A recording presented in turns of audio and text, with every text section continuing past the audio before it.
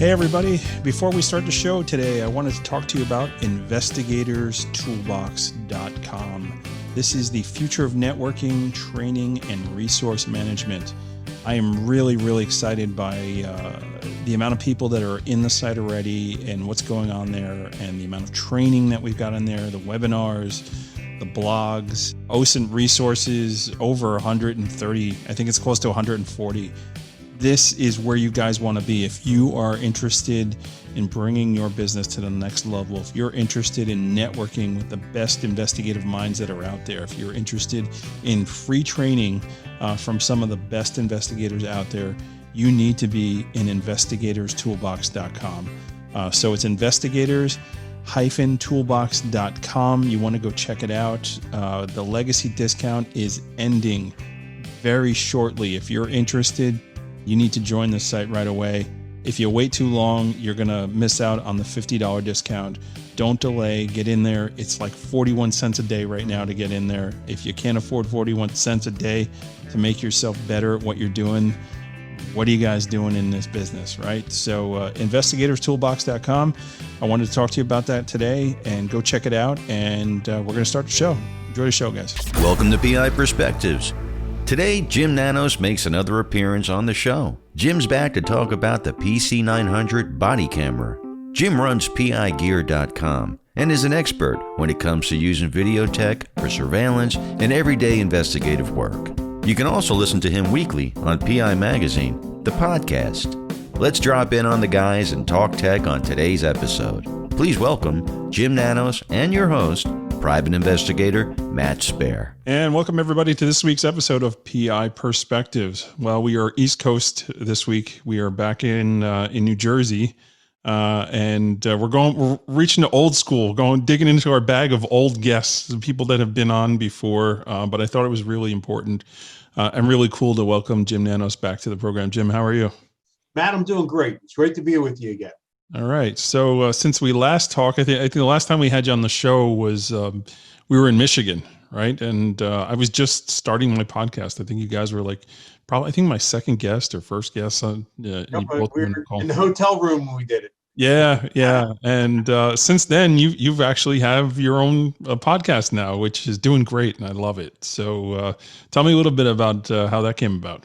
Well, it came about as a direct result of speaking with you, Matt. You encouraged us, and it was something that we had planned on doing in 2021. Right. And we decided to push it up a little bit, and it's been great. I mean, we've gotten great success and great positive feedback with it. We're still learning a whole lot because we basically just hit record and started. Yeah. With not a lot of build-up time. And you got your Detective Jack Russell. And Detective Jack Russell, he's my best friend. He's helps us out with every episode. I love that guy. He's a great guy. Yeah, and it's great. And honestly, Jim, I've really been enjoying the show. I really have enjoyed our conversations. Actually, I was excited for you because you were so excited about getting in and starting to do this stuff. And I'm kind of a tech nerd, so. When you started asking me tech questions about this stuff, it's like, I remember like we're having conversations and it's like 45 minutes. I look down at my phone, 45, 50 minutes. I'm like, I got to get back to work. I can stop. Yeah, you were a great help to us, Matt. And, the encouragement, you and John Hoda and a few other people have been a great, the advice you've given us has just been a tremendous value. And there's lots of things we've done that we had to make the mistakes because you told us what to do and what not to do. More importantly, what not to do. Yeah. And, I've learned from John, and I learned, Scott Fulmer. There's just been, Paul Jabe had a great show. I remember having just conversations with him about doing stuff. And, it's such a popular format now. It's really important, I think, to get good content out. And you guys have good content. I really enjoy it. It's been fun to watch you guys grow into it. It's just it's hard. People don't realize how difficult it is to put a podcast on. Scheduling guests and finding time to do the editing, and it's just amazing how quickly the weeks come. And some weeks you're able to get 2 shows in the can, and other weeks you're scrambling because of scheduling and life and running a PI business and everything else people are doing. It's difficult. It's not as easy as I thought. You make it so easy. I And I've warned learned, you. I've learned different. I definitely warned you. But you guys are doing great. And just, what I appreciate about your show, and your show is actually not the reason we're chatting today, but I wanted to cover it first. But what I really appreciate is that you dig into things that are important to investigators, like QuickBooks, like insurance, things that, you think like, I don't really want to know about it, but you guys have those relationships with those types of vendors that could come in, and it's things that we need to talk about. And I go, oh, I'm not covered that way, or I'm not doing it this way. Maybe I should look and see what I'm doing here. So I really appreciate that aspect of it. I know it's not as sexy as, having, Eddie Cruz come in and talk about, cool surveillance stuff. But it's important too, right? It's definitely important. And it's been good stuff. So tell me a little bit about what you guys have been doing. Well, actually tell me a little bit about your business, because you wear many hats too, right? So during COVID, you and I we chatted a couple of weeks ago, and you didn't really have that slowdown, right? You've been really busy. So tell me what you've been up to this year. Matt, honestly, when COVID hit, I had anticipated, sort of like everyone else, that there'd be a little bit of slowdown in business until the dust settled with the courts being closed and everything. And Right. my PI business, Apple Investigations, I did not see any slowdown whatsoever. And I actually just ran the numbers the other day, and I'm up somewhere around 18 to 20%, which I can't figure out. Yeah, that's awesome. Because I know other people that haven't been as fortunate as I. Right. So it worked out for us. It worked out for me, and we're doing our best. I have a little bit overflow, and I try to send it to some other folks around here that maybe just weren't as fortunate and pivoted as quickly as maybe I did with the PI business. But Sure. I'm very fortunate, so I'm thankful for that. Yeah, and I'm sure you looked at those numbers on QuickBooks, right? I did. Yes, I did. So it was a good episode. Yeah, and I know, like, I have contracted out a couple of jobs for you to handle for me as well. And it was great to be able to do that. And there was one job that we had you working on where it's like we were waiting for the place to open back up, right? And it was Exactly. a Just couple took start forever. stops. Just hit it at the wrong time, right before COVID, and the establishment closed down for a while. And we had to, sit and go in a holding pattern until it opened back up. And God knows if it's still open now, right? It could be closed again, because New Jersey's numbers are skyrocketing now. Just don't know what's happening today. Yeah. Yeah. It's nuts, man. It's like the governor saying, yeah, don't go to New Jersey or Connecticut or Pennsylvania. It's like, okay, that's stupid, because we have to. It's the tri-state, like people live in New Jersey and work in New York. So it's been a very interesting time. So kind of similar for me too. I did have a bit of a slowdown in April, and May it started to come back a little bit, but in June, when the state said the attorneys can actually go back to work, that's when it just started to go. And like last month was one of my biggest months ever. I mean, it was just crazy. We're scrambling day and night, and these are good problems to have, right? Right, exactly. So, a good part of your business is doing surveillance and doing work with cameras. And, one of the reasons I wanted to get you on today was to talk about the body camera. But before we get into that, you do a lot of unmanned cameras as well. Did you see, like, during this slowdown period, like, was there a big drive for those types of cameras? It was pretty much steady. I didn't notice a big increase in the call for cameras. It's starting to pick up again now. I didn't lose any. It sort of just was level. I mean, I didn't see a decrease in the calls for cameras, but I didn't see an increase. Right. Most of the camera work is, related to employment and cohabitation type cases. Sure. So they were pretty much just hanging on there. Nothing no dramatic increase. So right. That was steady for me. So I was happy with that. But I pivoted, and I saw an increase in some court-related activities. And as soon as it looked like the court was going to open back up, and the court started moving some paperwork and some of the docketed cases, it just went crazy. Yeah. Very, very busy. Yeah, and I think that's kind of where we are in New York now too. They're starting to try and do these trial by juries, and depositions are definitely taking place, hearings are taking place, mediations are taking place.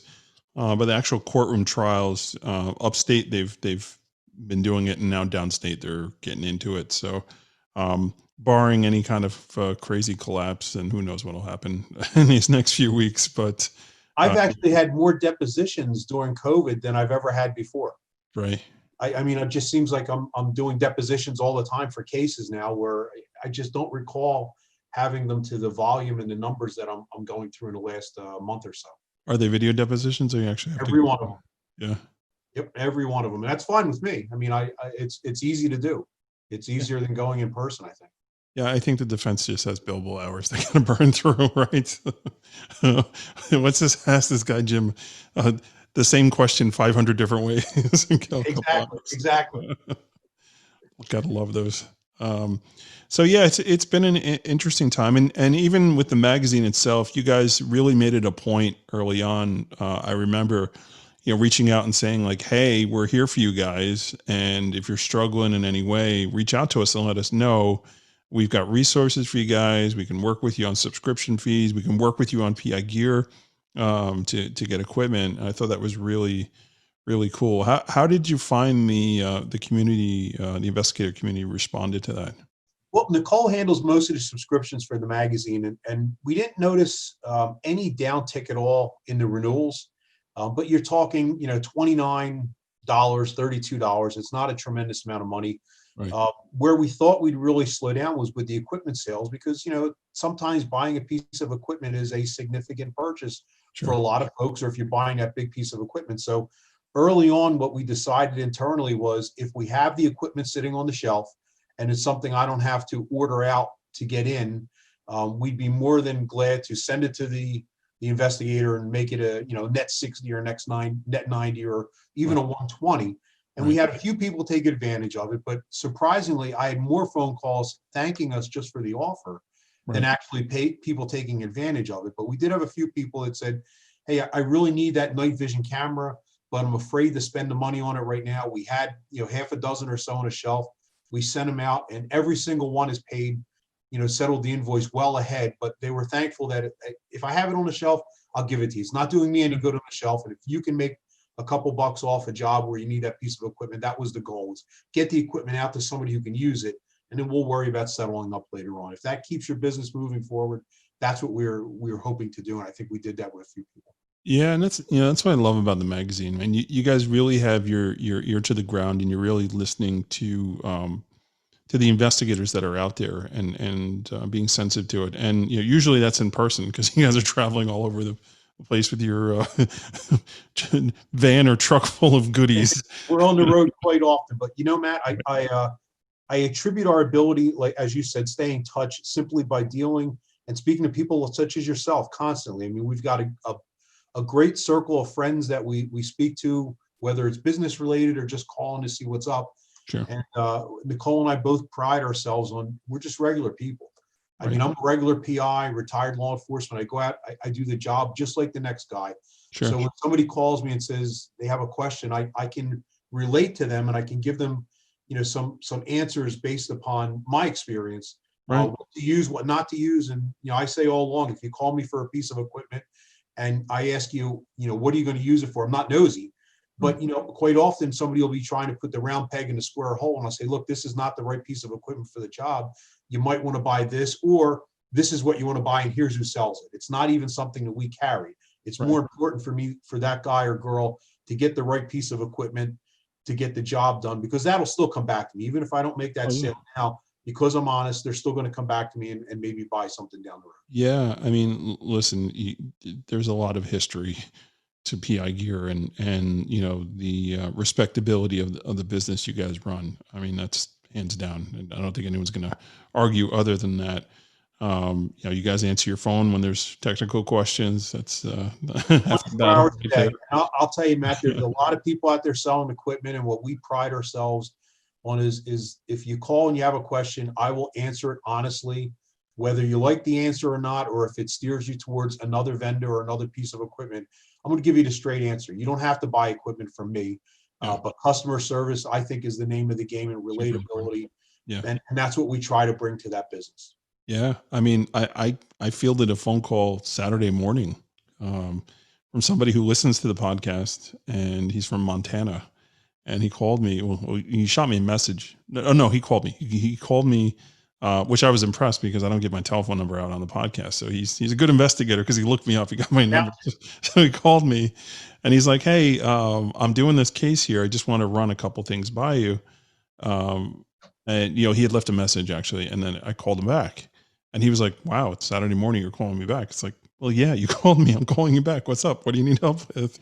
And we chatted for a couple minutes, and I gave him some ideas and whatever, and I was like, "Oh, well, by the way, you should join the Investigator's Toolbox." And he did. Take the opportunity, make the He did, yes, and he did. Thank you for that. But it was a good chat, and I love that. I love that. I love being able to just share experiences with one another. And yeah, my phone is always on, and I'm very lucky that I have a very understanding spouse. When it's like, "Honey, I got to grab this call quickly, and I got to deal with it." And it's cost of doing business as an investigator, and it's been really cool. So. With the magazine, I mean, what do you guys see the trends are for next year? Like, what are the plans of the magazine, and kind of what direction do you think you guys are going to go in with it? That's a loaded question. So our big and Nicole's not here. I'm sorry. Nicole's not here. That's right. I can't defer to Nicole.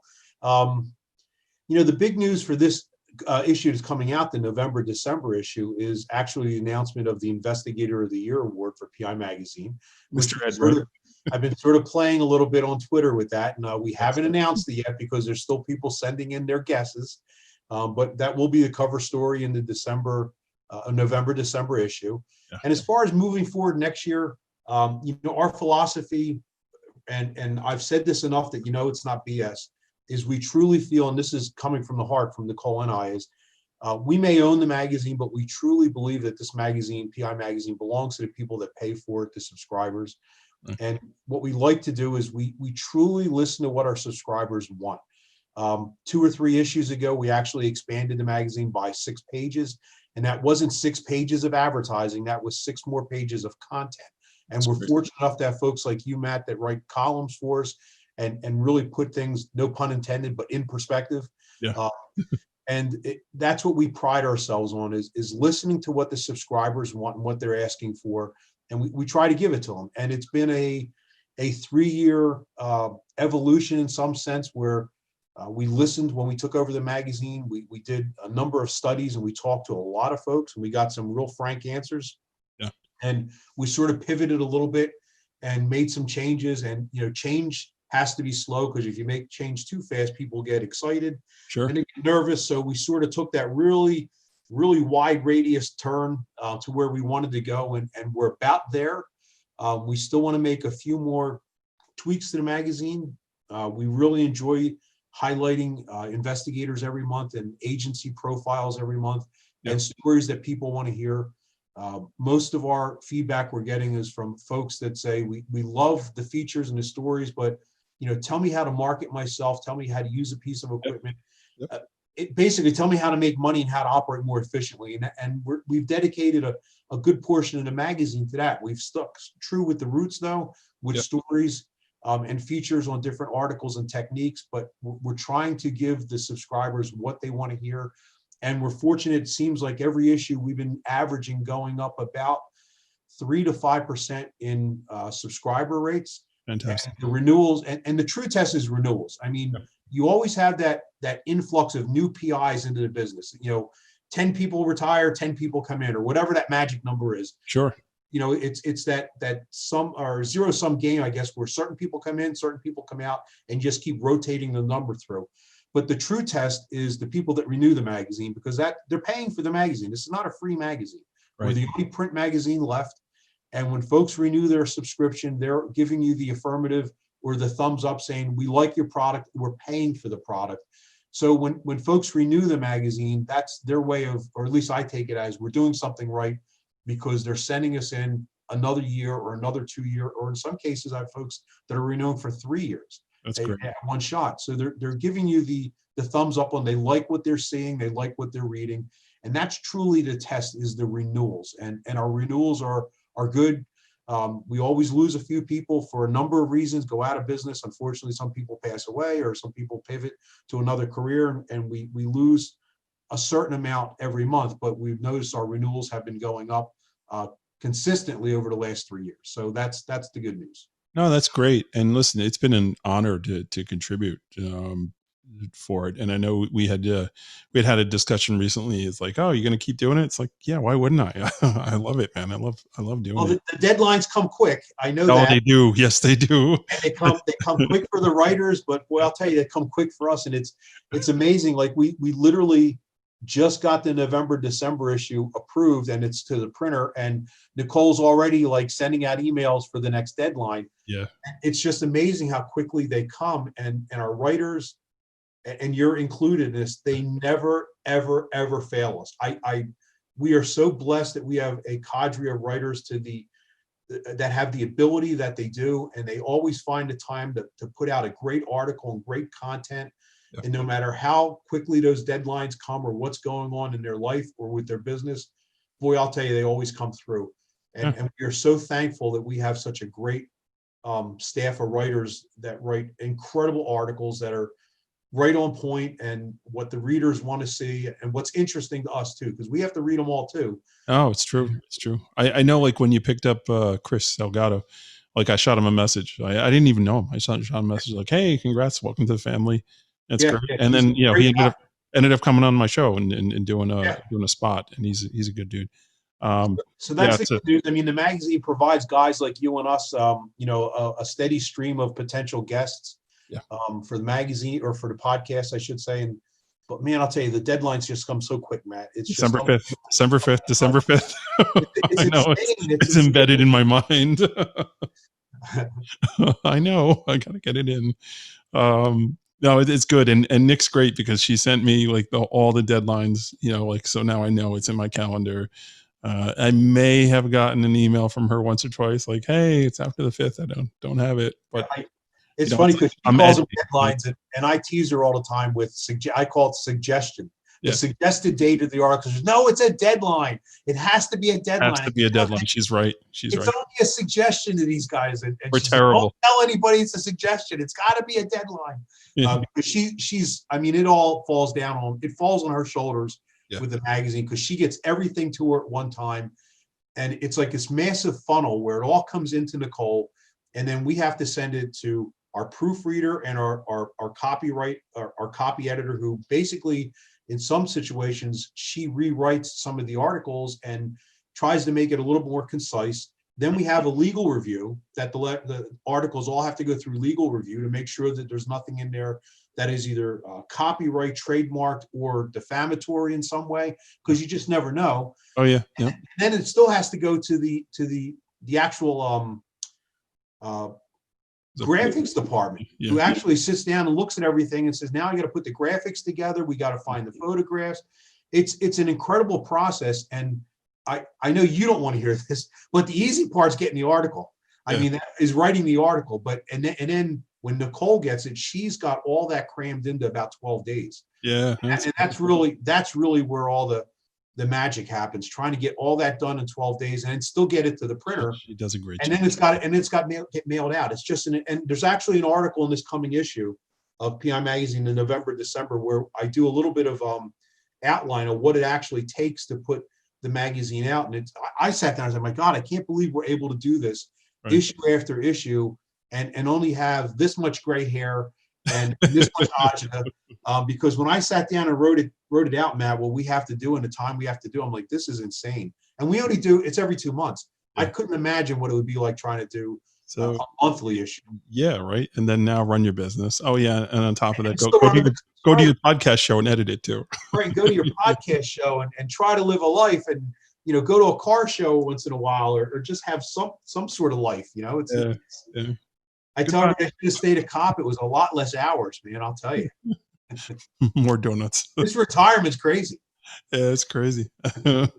Oh man, that's nuts. So we're going to jump out real quick and take a break, and when we come back, I did want to talk about the body camera, because I think it's a great piece of equipment that may be underutilized, and I see it. Going forward, it's something I think is really important in the times that we're living in, trying to operate and run a business. So we're going to jump out real quick. Everybody sit tight, and we will be right back. PI Perspective. Are you using a case management system? The answer is no. You should really rethink that process, right? So as you guys know, Crosstracks has been an amazing sponsor of the show. They've just been really supportive. As you guys also know, I didn't used to have a case management system. I was the investigator that was fighting them tooth and nail. I finally decided to give it a whirl. What a great decision, right? During the COVID shutdown, I was able to actually roll my whole business into it and get completely up and running. And my clients love it. I mean, just today, I got a phone call from a client of mine who just couldn't believe how easy it was to access everything and how invoices were there. He actually asked me to go back and upload all my prior cases and put it into Crosstracks. I've been doing business with that firm for, I don't know, about 8 years, so it's a lot of cases. Yeah, if you don't use a case management system, you should, right? You should check it out.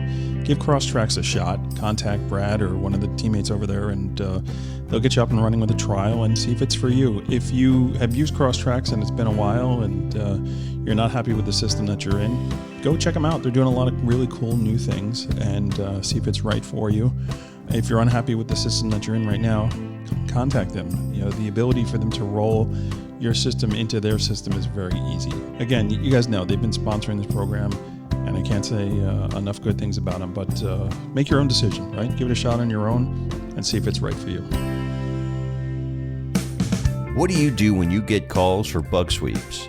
Did you know USABugSweeps.com, the #1 TSCM provider in the country, pays you a 20% commission for converted sales leads? Stop turning money away. USABugSweeps.com uses top-rated technology, and they cover all of the United States.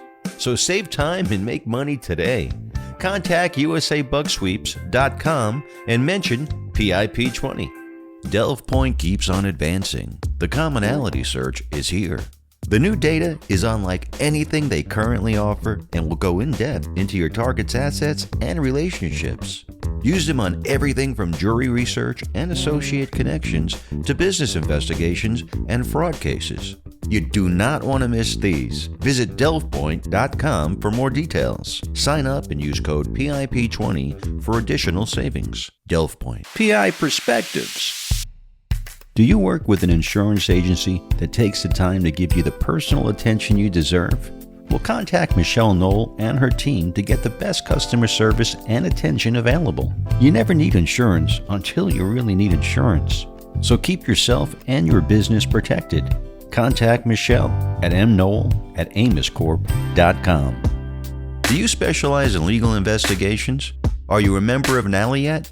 If not, you're missing out on some great benefits. NALI members are getting the benefit of free TransUnion webinars and more to follow. You can receive continuing education credits for attending the webinar. Visit nali.com for more details. Did you hear about the latest issue of PI Magazine? Check out the cover feature on Investigator's Toolbox. You don't want to miss this great issue.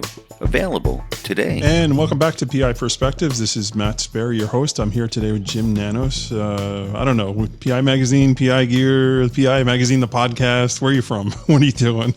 PI Taxidermy and PI Small Engine Repair. We're doing that now too. My mower needs to be fixed. No problem. We can handle it. Will you pick up? We'll pick up and we'll put a camera on it when we send it back to you. Fantastic.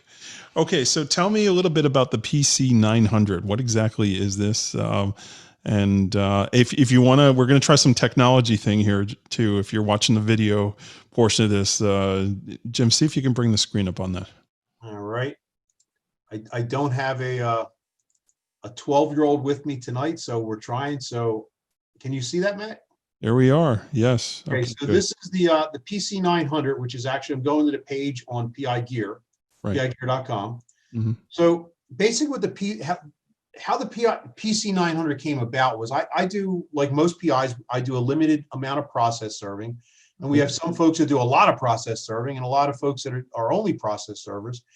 And I found the need to start videotaping and audio recording my serves. In New Jersey, we're one-party state, so I'm able to do that. Right. You always have to check with your state laws, and most PIs know if they're allowed to record out there or not. Right. But I found the need to record process serving, and I had some little devices that I'd used over the years, and some of them were really, really small body cameras. And back in the old days, and I'm talking a couple of years ago, that seems like it's the old days. The old still new technology, still producing to do a great job. But Lawmate had the traditional button cam, which had the DVR that went in your pocket, and you ran the little wire up to your button, and that took a little bit of getting it together and a couple of different moving parts and wires and all that, and it was just problematic to get that thing on and use it and use it on a consistent basis. So I started looking around, and I found this PC 900, which for me was just an absolute incredible piece of equipment. It's basically a self-contained body cam, which also has about a 1-inch color LCD screen on it. Okay. And it also has infrared illuminators on the back of it. And it's all in a rubberized, easy to wear, easy to use package. And this has been a tremendous asset for me. And we actually sell a lot of these. There's a lot of them going out to process servers and PIs. It is probably one of the top 3 or 4 sellers that we have. And I also find it one of the most versatile pieces of equipment that I sell. Almost everything we sell, I use or have used at one point, and I won't sell anything that I wouldn't feel comfortable using. And this has been just a great device. Right. And I see it's got audio on it too, right? Yes, you can actually turn the audio on and off. So I think you're looking at the PI Gear website. So it does have audio, and for those states that you can't record audio without consent, you can actually disable the audio with just a click of the button during the setup. It's designed basically, and if I had a button-down shirt with a breast pocket, it's actually designed to. Matter of fact, I think I have a photograph. There we go. So it's actually designed to fit right in your breast pocket, as in this photo it depicts. But only about the top 1 inch or so would stick out of your breast pocket, or you could simply carry it in your hand. Sure. Some folks put it on their belt buckle, like here in this picture here, right. Sort of like you're wearing a cell phone. And Right. then there's some folks that actually just put it in their pants, Right. Like in their pocket. And it sort of hangs out of your pocket, like if you had an old school pager or something, it would just be sticking out of your pocket. These devices are great. They're easy on and off. In the event you speak a different language, it has like 13 different languages inside it also for setup. Wow. But it's great. And what I find it also versatile is it's all self-contained. It'll hold up to a 64 gigabyte card. And let me go over the specs here a little bit. So you'll basically be able to get, if you ran it continuously, nonstop, you'd be able to get probably with a 64 gigabyte card, you're going to get several hours of nonstop recording. Almost always what I do is it's on and off. I'll go up to a server, I'll hit the on button as I'm walking up to the property. I'll have this in my breast pocket or my pants pocket sticking out. Right. And as I'm walking, I can dictate to it. And it's also capturing a lot of images as I walk up. It almost serves as as a secretary. So as I'm walking up, I may face, some of the cars in the driveway, and I'll get shots of the license plates or a description of the car. It's a color recorder, so it gets great descriptions of like the house if you Right. need to go back and do a description. Sure. So it's a very useful, functional piece of equipment. And then of course, when you go up and actually do the serve, it's going to record the entire serve, including who you're serving the paper to.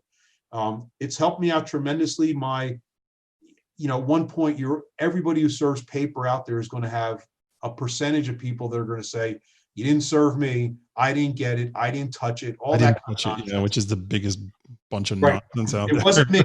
I didn't touch it. Ooh, I didn't touch it. But what I noticed with this is I don't hide this camera, Matt. Yeah. Most of the times where I wear mine is I wear a lanyard I don't have ID on it. I literally, it's probably hard for you to see. Yeah. Obviously, you can't see it on a podcast, but as I'm standing here, I wear mine just about mid-breast. Yeah. And I just hang it right there. The whole idea when I serve papers, I want the person to know they're being recorded. Yeah. They're on their best behavior. It's yes, sir, no, yes, sir, no, sir. I have had zero, I'm knocking on wood, zero people come back when they know they're being recorded with this to say, you didn't serve me with my paper. Right. No Travers here. Not a single one, because they know that, you got them. Yeah. And you can also use it as an upsell. So, how I market this, I tell our guys and our girls that buy these, say, in New Jersey, because there's no license required in New Jersey to serve paper, there is to be a private investigator, a professional investigator, but anybody over the age of 18 can serve process in New Jersey. So there's a host of unlicensed people out there serving papers. Right. And there are actually some people in our state that are actually advertising they will serve papers 3 attempts for $19.99. Crazy. I don't know how they're doing that, but that's what they're advertising. So in my state, I'm lucky as a PI if I can get about $50 to serve a piece of paper. So when I have an attorney or a law firm or paralegal that calls me up and says, we want you to go serve this piece of paper, divorce paper, or any sort of civil paper, how much is it? I'll tell them it's $50 for a minimum of 3 attempts. And I always follow them and say, would you like it audio and video recorded? And they say, oh, how does that work? And I say, oh, well, for an additional $25, I'll send you an AVI file of the actual service, some picture of the house, the cars. And I've almost always had attorneys or paralegals opt in for that. And other process servers don't, because they don't have authority to say go ahead with that. But when you deal with other attorneys or paralegals, they'll say for $25, do it. So what I've basically done is I've been able to upsell that piece of paper from $50 to $75, and it actually makes my life easier. And I do it anyway.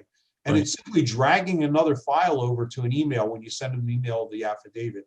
And I have all my information on here. I drag it right over to my case file, and that becomes sort of my record of the serve. If 4 months from now somebody calls me up and says, hey, remember that service you did on that Smith guy on Main Street?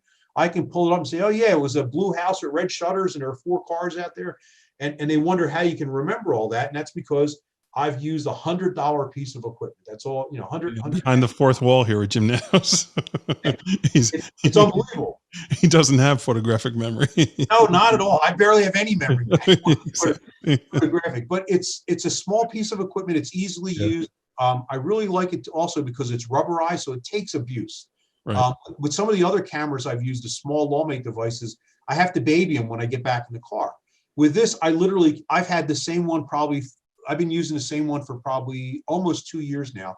I throw it in a cup holder, I throw it in the glove compartment, it falls on the floor, it goes all over the place, up on the dashboard, and this thing just takes abuse, and it just keeps on going.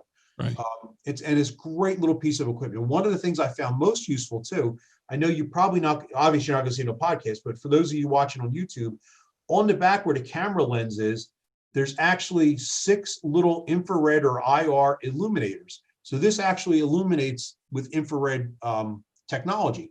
So as a secondary use for this camera is if I'm doing a cohabitation and I have to go down and do a trash pull, or I'm trying to get license plates of cars, I used to go up with my cell phone or a camera and try to, cover the flash and snap a useful picture in the middle of the night and worry about who's seeing that flash outside of their house at night. Well, now with this device, I can walk down the street, walk right up to a license plate on a car and get incredible video of the license plate, the car, trash in a trash can, anything laying around a property. And there's no flash involved, none whatsoever. And nobody knows you're there because it's all infrared. Can you do stills on that thing? Where is there a button where you can take actual photos, or you just got to pull the stills off the video? No, you can take stills if you want. I usually take video and then pull stills because seems like I've always had better luck finding that perfect shot when I look through 10 seconds of video than trying to get that perfect shot by pressing the button.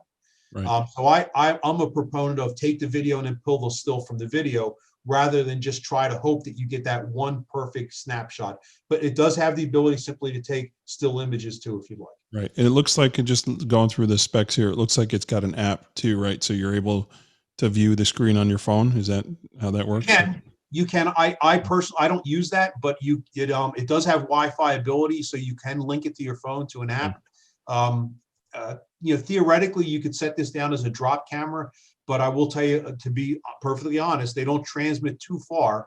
Right. So it's not like you can set this up and go sit a quarter mile away or a mile away and use the Wi-Fi. It's not designed for that. it would be really designed just to like sort of hang it on your shirt and then maybe look like you're looking at your phone, sort of like the key fob. Yeah, key fob. It reminds me of the Lawmate. The perfect angle down. But Right. I seldomly, a matter of fact, I've never used the app in the field. I've used it sometimes to go back because sometimes some of the settings are a little easier to adjust on the phone than it is to cycle through the menus on some of the smaller devices.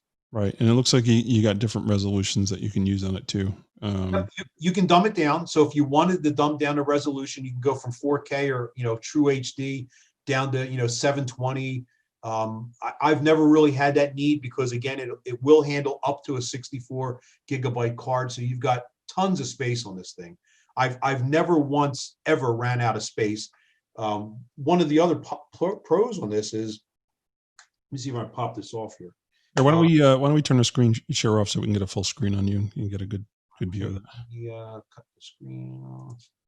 I'm back, right? There we go. Okay, so one of the other pluses on this is on the bottom is it's a standard USB plug. So in between jobs, I just plug it right into my cigarette lighter in my car, in my, a regular old USB plug, and I charge it. I can keep it charged and going from job to job if I thought battery was a concern. Usually I've never had that issue. It's usually never a problem because I'm not recording 2 or 3 hours. I'm just doing short little, snippets of video when I do serves or if I'm walking through a neighborhood, something like that.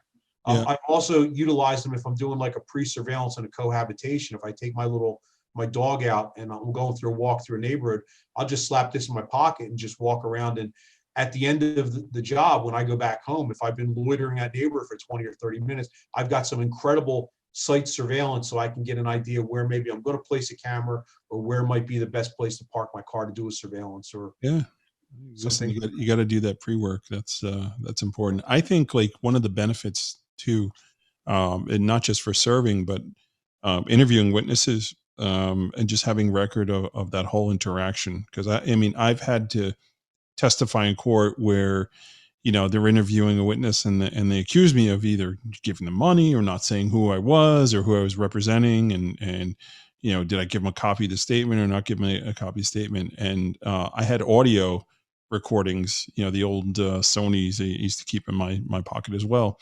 where it told the real story, right? So you let them go in and perjure themselves and you back up and bring everything afterwards and then call them back up and say, you want to change your testimony? I've had that happen a few times, but just having that ability to, keep yourself protected, right? So it's not only are you getting the information, but you're also, protecting your liability as well, that you actually did the job and you're doing the job correctly. I think that's why, you want to avoid the sewer service, the Traverse hearings. When you have that video recording of doing that stuff, you're not going to get those hearings. No one's going to accuse you of anything because you have the hard evidence of what was done. Right. And as I said, from a business standpoint, if this runs you $100 or $119, I mean, you don't have to upsell too many services till it pays for itself. I've had days I've gone out and done, 10 or 15 services in a day. It's an all service day. And half of those are been audio and video recorded. It's paid for itself in one day. Absolutely. Absolutely. To me, it's a no brainer. It's something that, you should definitely have in your toolbox. No pun intended. Yeah. Can I mention one other thing about just recorders in general too? Is Sure. Yeah. Make sure, and this is, I have my little soapbox that I like to get on from time to time. I know what you're going to say, so say it. Yeah, go ahead. And make sure you please, any video device that you're using that's capturing HD video, make sure you're using a class 10 card, a good quality card, like a SanDisk. Get a class 10 high-speed card. Usually, unfortunately, a lot of us are retired law enforcement, and we can be a frugal crowd. And if you go to Walmart and you're buying SD cards and one's $10 and one's $9.65, every retired cop out there is going to get the $9.65 card. Got to save that 35 cents. Buy and use class 10 high-speed cards of a good quality name. No Bob's SD cards or anything like that. Right. It truly makes a difference. And almost always, I do a ton of troubleshooting every single week. People will call and say, my device isn't working, or this isn't working, or having trouble, jumpy video. Whenever you're experiencing jumpy video, it's usually not the device, it's the SD card. Right. Your SD card bottlenecks your information, or using a class 3 or class 4 card, or a medium to low speed card, and the little SD card can't accept the data quick enough, and that's why you're having video problems. So always use a high quality class 10 SD card. And that's all I buy. So no matter where I grab a card from out of a drawer, off my desk, wherever, I know I'm not going to accidentally slip a lower quality card in in a camera, it's fine. But anything you're doing, HD video, you have to use a good quality card. Yeah, no, I think you're right. I mean, across the board, just have better equipment. I mean, this is all stuff we should be expensing that stuff out anyways, right? It should be built Exactly. into your price. It should be part of your expenses. You know, incidentals, whatever you want to call it, administrative charges. It's stuff that should be built into it. Absolutely, 100%. So, what do you think are some of the other mistakes that investigators make when they're trying to do video work? Undercover work and just general video work in general. Video work in general. Often, what I see is I hate to use the word poor planning. Because that would sort of lead you to believe that you're cutting corners, but I just think not, or insufficient planning, I'll call it, is where guys just will not plan the detail out in advance. They won't do their homework. You know, Google Earth is a tremendous tool. I use it on every single job that I do. You know, look at the neighborhood, get an idea what the neighborhood is, do a pre-surveillance survey of the neighborhood. I can't think of the last surveillance I did, either as a PI or even when I was still a police officer, that I didn't go out and, you know, before the surveillance day, take a ride through that neighborhood and, you know, grab some extra video and get to know the neighborhood. Just don't show up there and think, well, the surveillance starts at 7, so I'll get there 6:45 and I'll get the lay of the land. Right. It doesn't work that way. Sure. You know, you've got to do your homework ahead of time to get this stuff to work out. And I know I'm preaching to the choir to most people out there, but you know, it's usually just not, it's insufficient planning on doing a job of surveillance out there that guys and girls go out there and they sort of get caught behind the 8 ball, where they run into things that are unexpected, or, you know, Google Earth isn't the end all. I mean, I use it quite extensively. Yeah. It's a starting point. It's not the only thing I use. You have to go out there and physically, you know, drive through the neighborhood, walk through the neighborhood. Yeah. If I'm doing any sort of extensive surveillance that's going to be long term, I'll get out there with my dog and I'll take a walk through the neighborhood for half an hour, 30 minutes, and just get, you know, that vibe for the neighborhood, from, you know, what are people dressed like walking through the neighborhood, to what kind of cars are they driving, you know, what's going to fit in that neighborhood, what can I get away with, is there a block captain?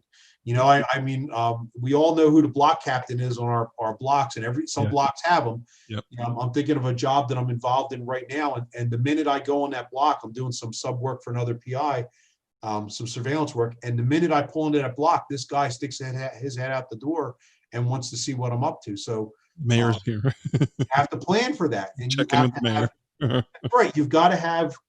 Do they give you a COVID test? You got to take a swab before you can go on the block. It's almost that bad, Matt. This guy is like, he's the guy on top of everything. He assigns parking and everything in that block. It's one of those neighborhoods, and, you know, where this guy tells people where they can park and where they can't park. And if you don't belong in that block, he's going to say, "I'm sorry, you don't have a spot here today. You're going to have to go around the corner or walk to your house or whoever you're visiting." Yeah. So you have to do that planning, and the time to do that is not when you're out there 15 minutes before the surveillance. And oh, absolutely. I just think planning is such a key role to what we do, and, you know, a little bit of research ahead of time. And even if it's time that you can't bill for, and most of the pre-surveillance checks I do, you know, I mean, you just can't bill the client for it, but I still have to do it because it makes your job, makes you more successful. Set yourself up for a win. Yeah, you got to do it that way. So what would you say, before we wrap up here, we're going to wrap up in a minute. I'm curious to know, like, what is the type of phone calls that you get with regards to video stuff? Like, you know, you're answering the phone. What would you say, like, the most popular question you're getting from the investigator that's calling in?